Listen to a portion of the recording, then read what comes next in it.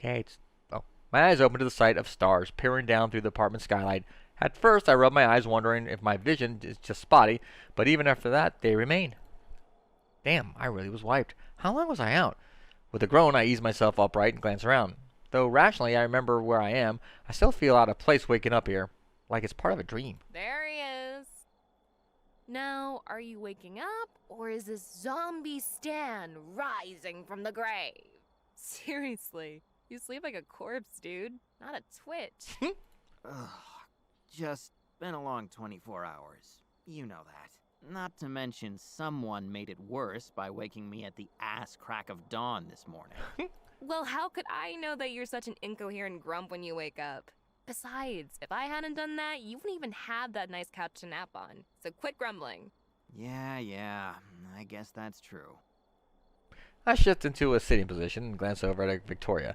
She's sitting cross-legged on the floor nearby, an array of parts and tools scattered around her. She seems to be building or repairing something. Before I can see what it is, she casually moves it behind her back.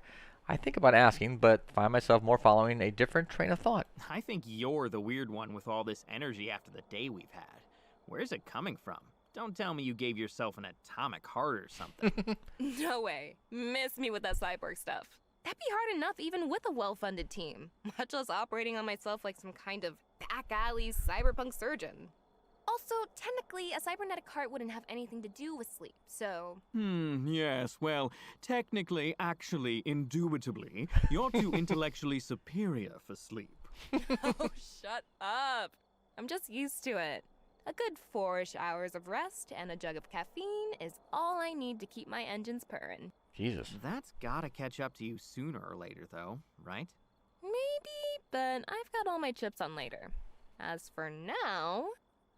Victoria pops up from the floor, still concealing the item she was working on.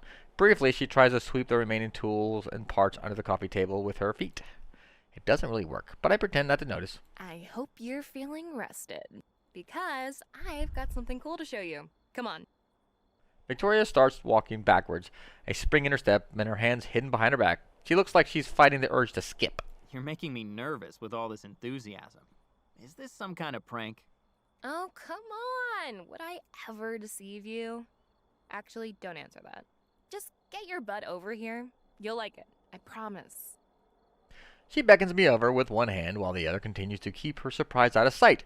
With a sigh of resignation, I start to follow her across the room. When we take down Madam Scorpion, Dynamo and I will do most of the heavy lifting. But there's still a good chance that you'll have to enter a combat situation. Or, at the very least, need to defend yourself. Honestly, after seeing you in action, I can say you're a cut above your average mook.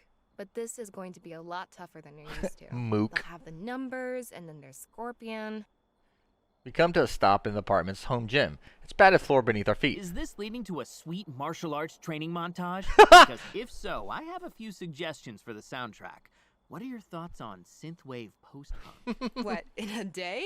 Oh, hell no. Your footwork alone would take months to correct. You do this weird tippy-tap thing like an excited dog, and, well, it's a mess down there.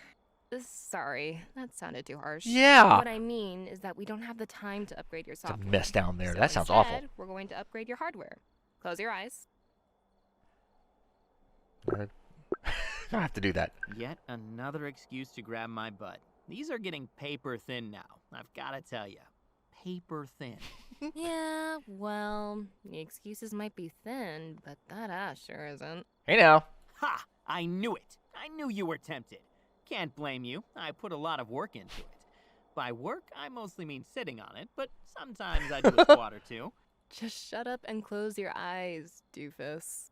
Fine. I close my eyes and let out a deep breath. Ooh, it's dark. I hear Victoria slowly step forward. She's close, maybe a step away when she finally stops. For a second, I hear and feel nothing but my own heartbeat.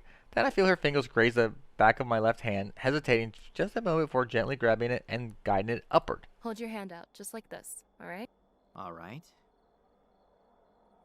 Her hand moves to my wrist, and I hear a whir of machinery as something cold and heavy slips over my hand. Even through my glove, I can tell it's metallic. Victoria guides my arm through the mysterious object. By the time it stops, Victoria's hand is on my elbow, and the metal object hasn't closed my forearm. You might feel a pinch. What? Suddenly, the metal object clamps down tighter, but thanks to Victoria's assurance, I resist the urge to flinch. Much. There. Okay, you can open your eyes. I open my eyes to find Victoria smiling up at me with one hand still steadying my left arm. It's now adorned in a futuristic half gauntlet painted white, blue, and gold, shining those colors. Her colors. Let me look at that. That looks pretty cool. Why am I still wearing my suit, man? That thing's gotta stink. Well, how does it feel? Snug, but not too tight. Honestly, it's, well, Perfect, right? I rotate my arm to inspect the other side, but the gauntlet doesn't shift or rattle. It's like a tailored suit. yeah, perfect. How'd you do it? I got your measurements while you were asleep, obviously. Right, obviously. I turn my attention away from the gauntlet and look her in the eye. Thank you, Victoria. I mean it. You're welcome, Stan. The silence hangs. Victoria opens her mouth to speak, but only a sharp breath comes out. 3 heartbeats pass before she finally tears her gaze away from mine, abruptly fussing over the gauntlet. Anyway, this isn't just a piece of jewelry. Not only does it bring out your eyes, but it's got a lot of practical functionality. Here, let me show you. She grasps the gauntlet in one hand and my bicep in the other, raising my arm so that it's aimed outward. The adjustment brings us closer, like we're practicing a dance instead. First, always aim with your entire arm, not just your wrist or forearm, and try to bring it to eye level when you can. Like this. Now, when you're ready, quickly touch your thumb to your middle finger, then your ring finger. Got it. Middle, ring. As soon as I complete the motion, a small cannon emerges from the gauntlet, and I feel a device slide into my palm. I twitch a little in surprise, but Victoria steadies my hand. Holy shit. Is this like one of yours? It's closer to the one I had this morning than one on my suit, but it still packs a punch, so be careful. That mechanism in your palm is the trigger. When you don't need it, you can retract it with the same finger pattern. Same pattern. That's middle finger, then ring finger, right? I repeat the motion and the cannon retracts. There you go, just like that. You're a natural. She looks back at me, our eyes meet and silence hangs once more. This time I lose count of the heartbeats that pass before either of us can break it. Ah. There's more to show you. Right, yeah, of course. We break eye contact and each take a step back. So, this might be a weird thing to ask, but do you remember what we talked about during that tour of Lord Bedlam's lair? We talked about a lot of stuff, didn't we? Did you mean something specific? As we talk, I notice that Victoria has deliberately backed up several steps, though I'm not sure why. Yeah, actually, it was near the start of the tour. You told me where you went to college, and then... And then we talked about your writing hobby, right? I still think it's cool that you'd give that a go, even if it's out of your wheelhouse. You're just saying that because you haven't read any of it. But, anyway, do you remember the name of the book I tried writing? Oh, really no, awful one? I don't remember. Yeah, it had the name of a moon in it, right? Something like the Lost Princess of Europa? As soon as the words leave my mouth, the gauntlet hums with energy, and then a flash of light. A glowing blue shield bursts to life around it. Thank God I didn't have to remember that, because I would not have. Holy shit! I flip my arms out of instinct as I shake the shield right off of it, but it's futile. It's attached to the gauntlet. Much like Madame Scorpion's energy sword, it's attached to its hilt. In fact, it might be made of the same stuff. I move my arm up and down, examining the shield as it moves. It's semi-transparent and weightless, like a hologram. Cautiously, I reach out and give it a tap. It feels solid. It'll take a lot more than that to get through. Trust me. You couldn't crack this thing with a 50 cal. I mean, it would knock you right on your ass, but you wouldn't get penetration. Should block Scorpion's sword, too. Just say those magic words, and presto! Instant protection. And if you say them again... The Princess of Europa. The shield retracts back into the gauntlet. Wow, that's... I wasn't expecting it, but that definitely makes me feel a lot less, disposable. I lower the gauntlet and turn to Victoria. I can't believe she just whipped this up for me. Even if she had some spare equipment lying around to work with, it's impressive. More than that, it's just really nice. I open my mouth to say thanks, but Victoria stops me with a gesture. Don't thank me yet. What? I have one last thing to show you. She slowly steps forward and reaches into her pocket. At first I think it could be another gadget, but when her hand emerges, it appears to be a small slip of paper. I know you don't really need this, but... She continues to step forward until she's as close as she was when she was teaching me how to use the gauntlet. Closer even. Only then does she show me what's on the slip. A paper, a name tag with Stan written on it. I figured it was appropriate. She grins, peels off the name tag with a flourish, and places it on my chest, right over my henchman. Identification number. Yeah, I guess it is. My eyes move up from the name tag and stop on Victoria. I don't even bother counting heartbeats this time, but I do notice that her hand hasn't left my chest. Can't believe you did all this. And I really can't believe that you made the Princess of Europa the activation code for that shield. She laughs, a mixture of mirth and mischief. Come on, I had to make something mildly embarrassing about it after all that "let me tell you something" rookie crap. Besides, that was really the first time we met.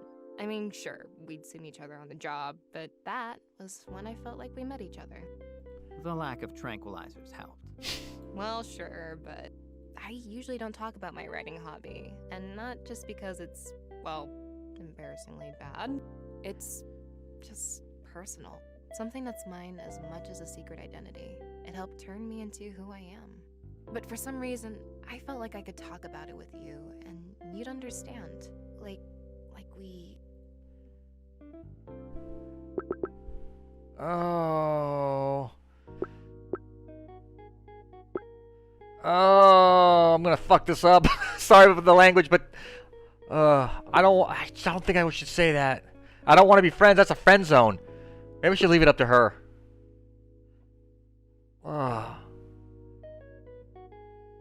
Screw it!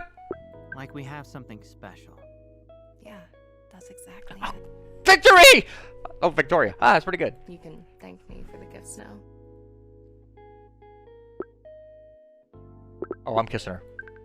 I smile but say nothing. Instead, I slip my hand around her waist and gently urge her close. Her lips part, her breath catches, and something sparks between those russet eyes.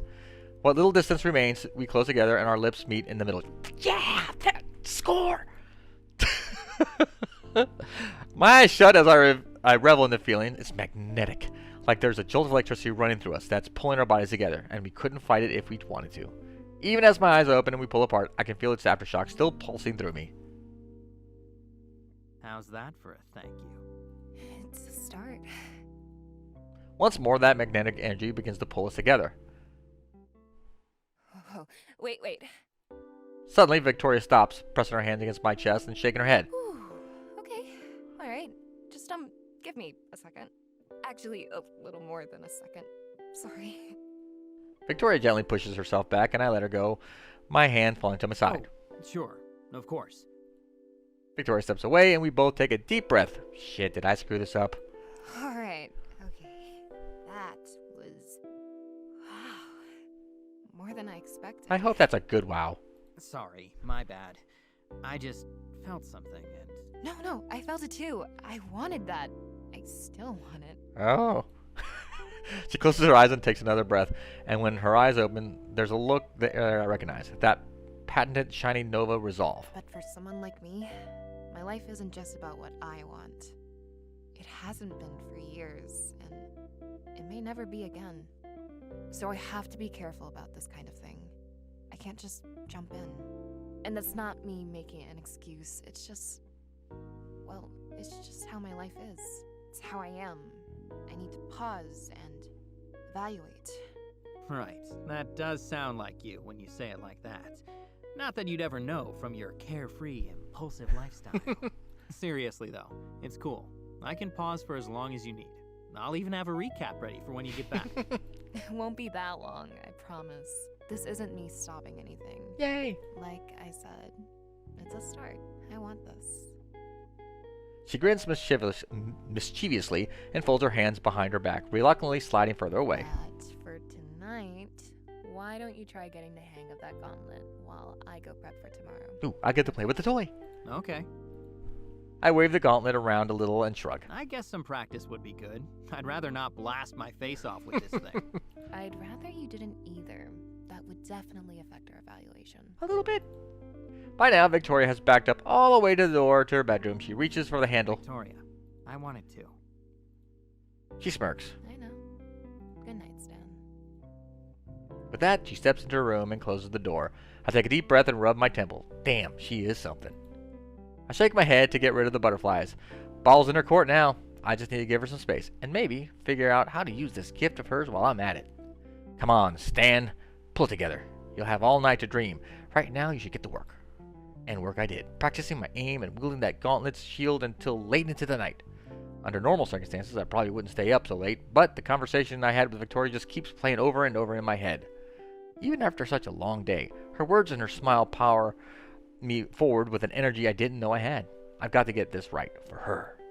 I don't bother checking the time when I finally collapse back on the couch, and before I can set an alarm, I'm fast asleep.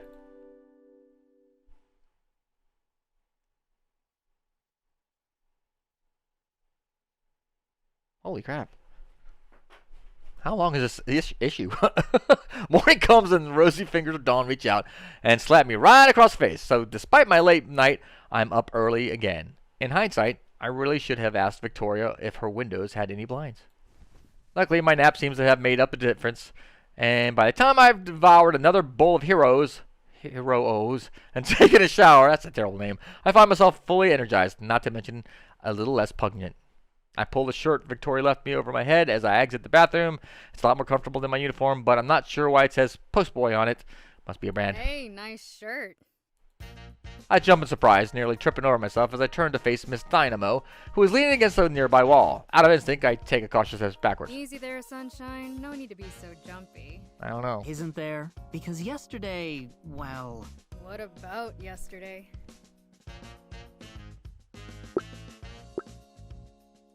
Yeah. You threatened me, remember? Oh yeah, I did. So that's really it then? You're over it? I'm not gonna turn my back and get stuffed into a mailbox when I least expect it? Only for fun, not spite. I save my real blacklist for people who do the wrong thing on purpose, like a certain arachnid. As long as you do the best you can and stay true to you, your ass will be postage free. That's good to know. Just don't go thinking it's because you're special or anything. I forgave Captain Commander, and he tried to impale me with a flagpole when he was being mind-controlled. Nova just really trusts you, that's all. I've run through brick walls for that little nerd, even when she didn't want me to. So if you let her down, it won't be a mailbox or dumpster you end up in. It'll be a volcano. Oh good. That's reassuring. That's just what a budding relationship needs, I think. The looming threat of someone with godlike power sending me straight to the Earth's core if it doesn't go well. Better keep things discreet for now. So maybe you can settle this. Is his name... Oh, see, Captain Commander was what he called himself before being mind-controlled. Now he's Captain Commodore. That's where all the confusion comes from. Or, wait, was it the other way around? Oh, hey, you're here early. Victoria steps out of her room with a laptop and an overstuffed binder, which she places on a nearby table. Hey, I'm always punctual, ain't I? Only if we're going by Dynamo's standard time. Seriously, did you just come here to intimidate Stan again? No, we just had a nice chat. In fact, we're getting along famously. Ain't we, sunshine? Before I can respond, I hear a whoosh and feel a finger poke the side of my head, even teasing tap that sends me stumbling, and by the time I recover, Dynamo's propped up against the pillar, grinning impishly. Like a secret lair on fire. Good! I knew you two could learn to coexist. And how about our other friend? Did he behave himself? Yep, just follow me around in his usual creepy silence. Dynamo jerks her thumb over the direction of Victoria's workbench, where the shiny Nova suit that had left with her yesterday stands like a statue. Don't tell me you're gonna get on me about giving it a voice too. I gotta admit, it might be useful. And awesome. Just imagine, you're out in the field, and suddenly... Listen, you're looking right schmick out there, but me power's at 50 bloomin' percent, so be a mate and give me a charge, yeah? Or how about a Russian one? No, Scottish. You know, I think you two might be worse when you're working together. And my suit won't be getting a voice no matter what the accent is. At least not until we've taken care of the matter at hand. I think I finally got a winning plan that's going to take down Scorpion, but it's going to take a lot of work from all of us. So focus up. Though first, I need some coffee. Stan, would you mind helping me with that? Sure. Victoria heads to the kitchenette, and I follow. Dynamo raises a suspicious eyebrow, but doesn't object. As Victoria fills up her coffee maker with water, I grab a pair of mugs. So, about last night? I'm still, evaluating, but I don't regret it. I just want you to know that. Well, there's a return point. I better be nice. Good, because I don't either. Oh, I can tell. You've got a little pep in your step. Does PEP net me any points in the evaluation? Because if so, I've got more where that came from. I can neither confirm nor deny the inner workings of the process, but we'll see. Just let's try to keep this to ourselves for now, okay? I promise we'll talk more later, but for now, there's still a lot to do, and... She casts a knowing glance at Dino's direction, and I nod in understanding. Yeah, I get it. Take your time. I'm not going anywhere. Soon enough, the coffee is ready, and we return from the kitchenette to find Dynamo picking up one of Victoria's workbenches and setting it gently down in the middle of the apartment. Apparently, this is a standard procedure because Victoria doesn't even acknowledge it. She just sets about getting her laptop hooked up to something and spreading the sheets of paper from her binder across the table. So with a shrug, I grab a stool and sit down across from Dynamo, though I use both hands. Not long after Victoria has activated a holographic display of some kind, though it's looking a little cluttered. I swear, you've always got 1,000 tabs open. Because I always have a lot to do, okay? There's a system. There's always a system. Victoria clears her throat and hastily clears the display, leaving only images of Lord Bedlam, Madam Scorpion, and Lord Bedlam's lair. Anyway, let's recap the situation. Scorpion Group's latest product, the Henchman mobile app, was rolled out to 22 low-grade supervillains since it went into beta this summer. The latest being Lord Bedlam. Each of those supervillains engage in heists at server farms and data science facilities across the globe, just weeks after enrolling in the app. Bedlam was no exception, but when we intervened... Bitchface Supreme showed up personally to get in the way. Yes, Madam Scorpion countered in person. That told us 3 things. 1, there was more to this than an app. 2, whatever it was, she had to be close to her goal to show her hand like that. And 3, there was something special about Lord Bedlam. I'm sorry, time out. Did you say there was something special about Lord Bedlam? The same Lord Bedlam that robbed a pet store last month. That's exactly what I said, which is why Little Miss Super Spy over here decided to investigate in person. After doing a little financial sleuthing, of course. She gestures at some of the papers that are spread across the table. Receipts, tax information, all leading to Lord Bedlam. That's how I knew he was building something. I just didn't know what or where. Luckily, Scorpion was using Henchman to reload his roster, and you know the rest. Right. So she used him to build the world's largest, most evil custom PC in existence. She stole a bunch of data, and she's crowdsourcing henchmen. How is it all connected? I wasn't sure either. Not until I was around her long enough to confirm something about her. Remember that important little detail I told you yesterday morning? Where's my... Oh, no, here we go again. Oh, no, here it goes again. Dang, what is it go... See, there it goes again. Stop it! There. Remember that important little detail I told you yesterday morning? The only thing I remember is her powers. Her powers? Exactly. Oh, I was right! These are all tools that she can use in perfect harmony with her own superhuman abilities. Before I was able to see her operate up close, the idea of her cerebral superprocessing was just a theory. Most of her abilities were. She rarely steps into the limelight, and when she does, she leaves a smokescreen. And a stench. But you're right. I've taken her on more than anyone, and I still can't nail down exactly what she's capable of. Until last night, you mean? Exactly. This last heist was the final push she needed, and she couldn't resist the urge to see to it personally, even if that meant using her powers in front of us, however subtly. Maybe she thought it wouldn't matter as long as she killed you before you could act on it. Or maybe she was too busy recruiting the henchman of the month here. She seemed pretty impressed with you. Yeah, well, can you blame her? Yeah, 100%. In any event, when you take her power into account, things begin to make sense. With a few taps on her keyboard, Victoria starts flipping through more images on the hologram of other villains and their lairs from across the world. Soon, they all showed up on a map. The data that Lord Bedlam and the other villains in the henchman beta program stole is on these servers on a private network, which she can connect to through... The app. The henchman app. Bingo!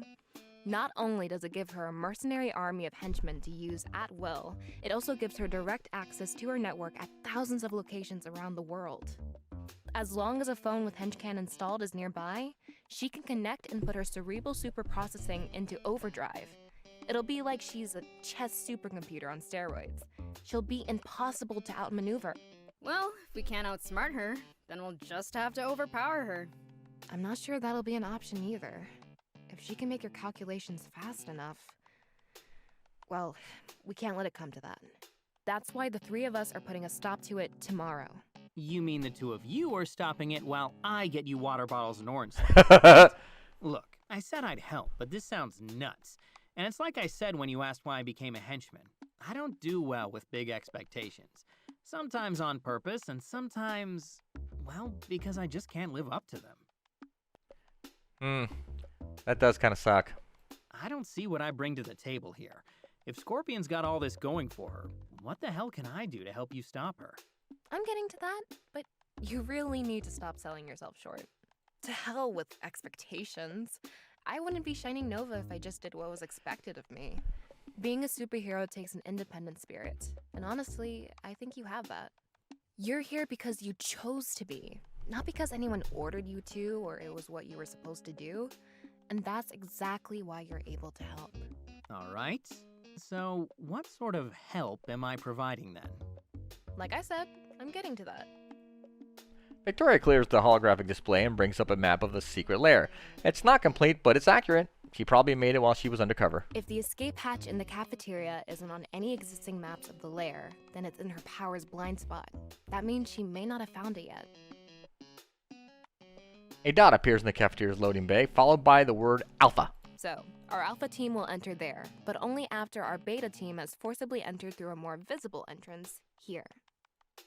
A dot appears in the main chamber marked as Beta. Beta's goal is to destroy all the transports. What are they called again, Stan? Bedlam copters. Seriously? Well, they can't be that dangerous if they're named after that dweeb. But they can still fly, so we need to neutralize them to prevent any escapes. Luckily, their exit in the roof of the chamber is a perfect entryway for an airborne incursion. Beta team's job is to bust through that exit, destroy or disable the, Bedlam copters, and then engage the inevitable reinforcements. Meanwhile, Alpha team will covertly enter through the cafeteria and fight its way to the supercomputer chamber. A swarm of red X's move from across the base to the main chamber, while a green line winds its way through the halls until it reaches a supercomputer. Once there, Alpha team will upload a malware package to the supercomputer that should get the whole network stuck in a loop. At least, I hope. I just finished it last night, so testing hasn't been robust. But if it works, then it should give us a chance to incapacitate Madam Scorpion and escape. That's what I like to hear. Only problem is, why is my team Beta team? I should be Alpha team this time. That's bullshit. How do you know you're Beta team? I never said you were. It's the Smash Shit team, and the other one is Sneaky Cybercode team. It's not hard to do the math. Fine, you're right. Alpha team is Stan and I, and you're... Just say Dynamo for God's sake. Okay, you're just Dynamo then. But one other thing, and don't be mad. If Scorpion shows up, you briefly engage and then retreat. What? Why? Because until we take down that system, she's too dangerous. And she's fought you before. In fact, she's gone out of her way to fight you. It sets off alarm bells, like she's counting on your interference. So what? I can take her. Even with that nanotech or whatever she's got pumped into her, she's not as strong as me. And I'm sure she knows that, but she avoided me and attacked you at the data science lab anyway. Something's not right about it. Just promise to play it safe. Please? Don't give me the puppy look. Fine. I'll be careful, alright? Good. Then that leaves Stan and I as Alpha team.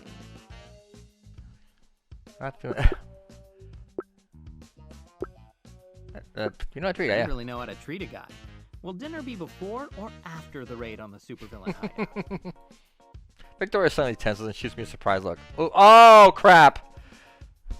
Oh, I forgot we were trying to keep this I contained. mean, you know, what do you guys normally do after an operation? Like, is there a superhero bar you guys go to, or... Who says you're invited, Sunshine? Though it would be pretty funny to drink you under the table. Dynamo laughs and I breathe out a sigh of relief as the clue whizzes overhead. Well, that's all getting a little ahead of ourselves, isn't it? Oh my Anyway, God, I almost back screwed to that the up. high-level plan. If it goes smoothly, I'll handle the malware activation myself. But just in case, you'll both have backup drives. They'll be plug and play, but a little slower than if I hook in directly. Any questions? Where's the pillar of light? Nope. What are our odds? What are our odds? And be honest, I'm used to really bad odds. Of course, I'm not used to beating those odds, but... With you here, I'd say 60-40. I know that doesn't sound perfect, but I don't think we've ever been better than 50-50 with her. This is the best we're going to get. Screw that. We're at least 98-2.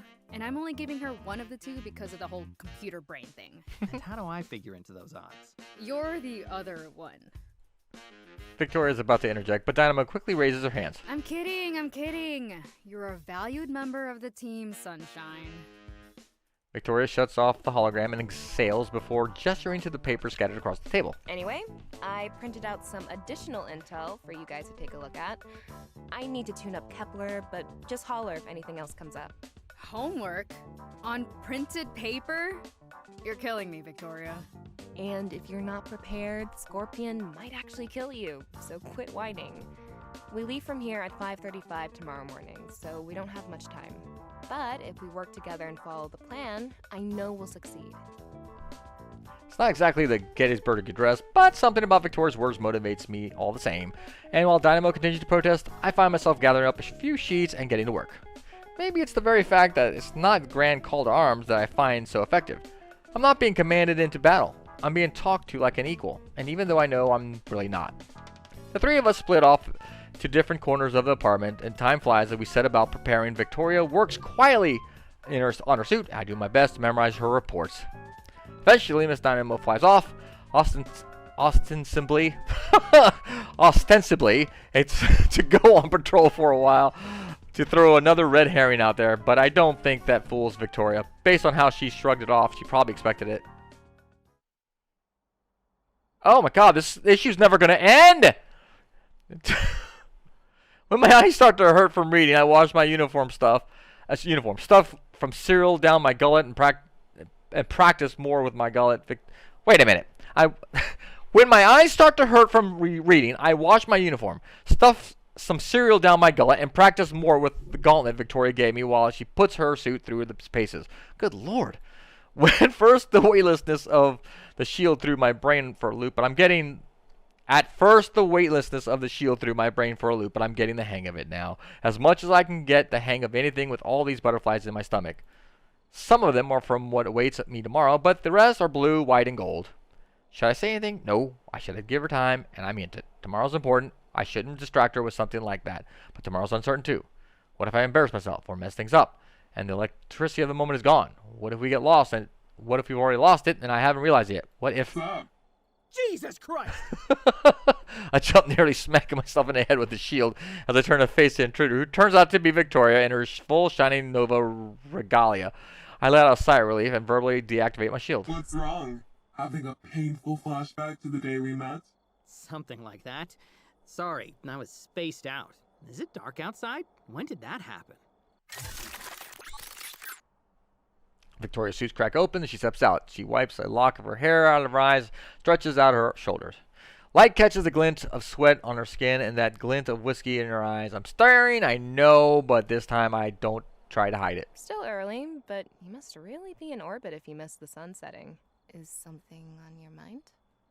I open my mouth to reply, but hesitate halfway there. No, that's too direct, isn't it? I shake my head and hold up the gauntlet. Oh, you know, just this gift of yours. Still trying to get used to it and...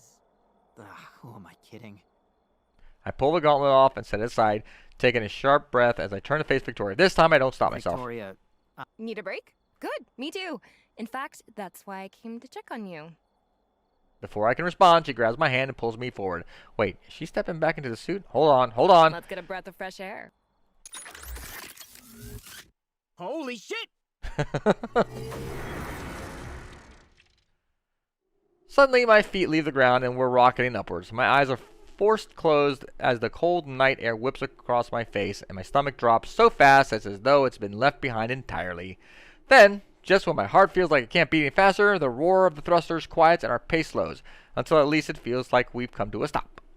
I still don't feel anything beneath my legs. For a moment, they flail in reflexive panic, but then a voice soothes my nerves and opens my eyes. Just relax. I've got you.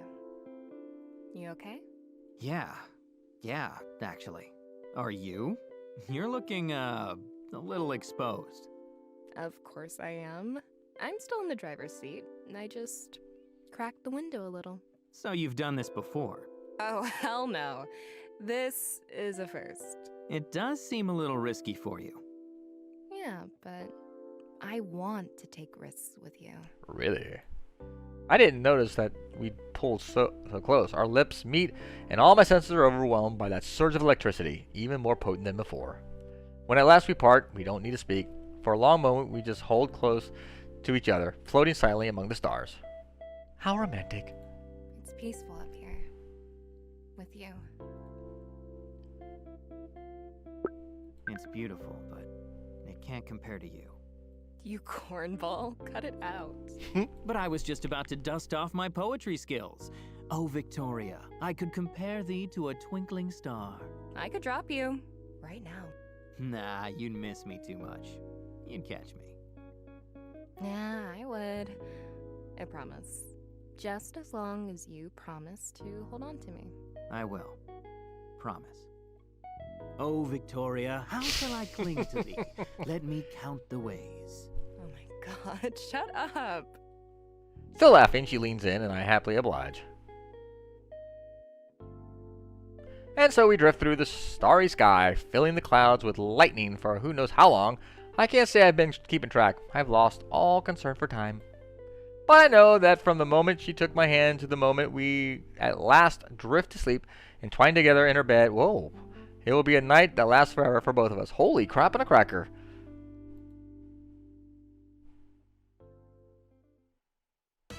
That's a great way to end an issue, that's for sure. But about time. Into the breach of our issue 8. Okay.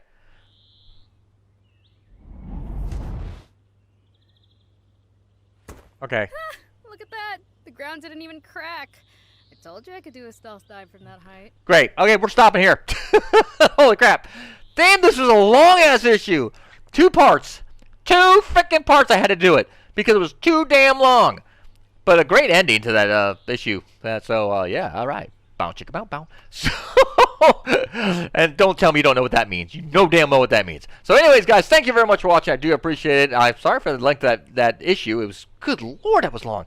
But thank you very much for keeping with me on this one. Just leave a like, follow, subscribe if you can. I would really appreciate it. And I hope to see you guys here on our further, well, not henchman adventures anymore. Am I sidekick now? I think I'm a sidekick. Meh, my sidekick adventures here on Henchman Story. Thanks again, guys, and I'll see you later. Bye!